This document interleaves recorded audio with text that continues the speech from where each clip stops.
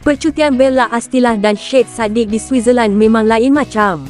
Bukan sekadar pemandangan cantik, tapi momen spontan mereka yang buat ramai senyum. Dalam kesejukan salji Switzerland, dua-dua ni sempat main lempar-lempar salji sambil gelak ketawa.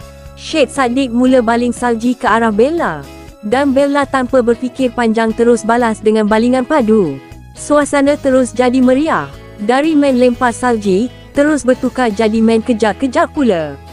Bella lari sambil ketawa, Syed Saddiq kejar dalam salji tebal. Nampak betul mereka enjoy momen tu.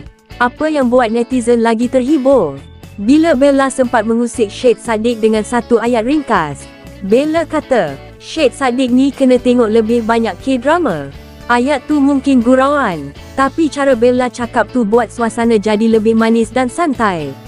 Netizen pun terus terhibur, sebab momen tu nampak natural dan penuh misteri. Dalam cuaca sejuk Switzerland, gelak tawa mereka jadi penghangat suasana. Bukan sekadar konten, tapi kenangan percutian yang nampak ikhlas dan menyeronokkan. Kalau korang nak tengok momen penuh Bella Astilah dan Syed Saddiq main salji di Switzerland, lempar-lempar, kejar-kejar, siap usik pasal K-drama, pastikan korang tonton sampai habis.